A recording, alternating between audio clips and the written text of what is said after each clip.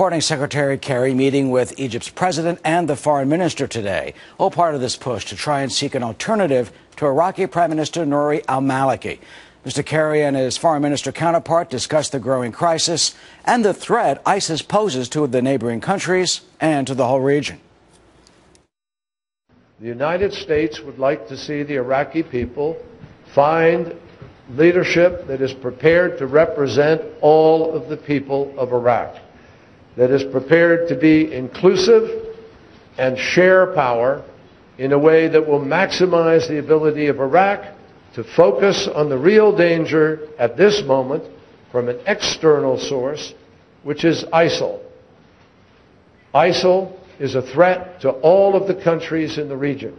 Is that possible, or is it too late? John Bolton, former U.S. ambassador to the United Nations, senior fellow at the American Enterprise Institute and Fox News contributor, joins us, as he does always at this time. Ambassador, the Secretary of State expected to go to Baghdad soon as part of this trip. If he does sit down with al-Maliki and tells him to quit, do you think the Prime Minister, A, will listen, and more importantly, that this could solve this crisis?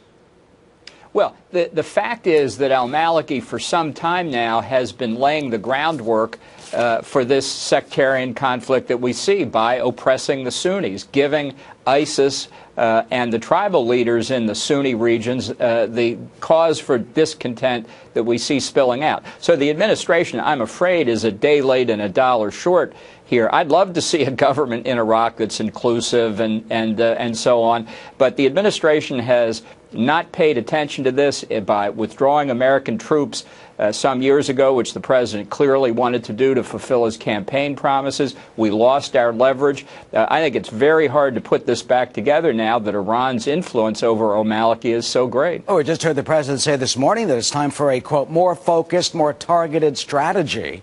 What does that mean?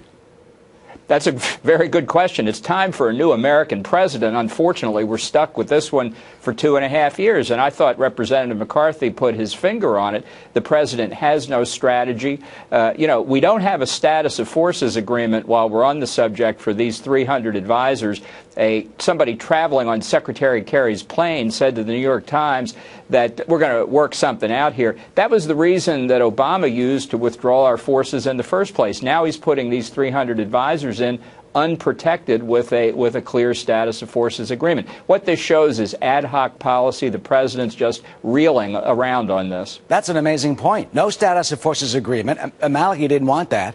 Yet we're going back without them being covered. Yeah, look, this shows that the administration fundamentally doesn't understand how complicated the situation is in Iraq. We have huge interests there, but that doesn't necessarily mean bombing ISIS at this point, sending in advisors. What we should focus on is the main enemy. The main enemy is the Ayatollahs in Tehran, their control over the Maliki government and the dissension that they've caused inside Iraq. There's time to go after ISIS. There's nothing good to say about them. We can't allow them to establish a state in the Sunni areas of Iraq. But in the meantime, we can let the predominantly Shiite Iraqi army engage with ISIS, and as Henry Kissinger said about the Iran-Iraq War of the 1980s, maybe both sides can lose. Well, and this morning, the Iranian Supreme Leader, Ayatollah Khamenei, he warned against U.S. involvement. Do you fear that Iraq can become a client state, potentially, of Tehran, and that's where we're potentially going with this?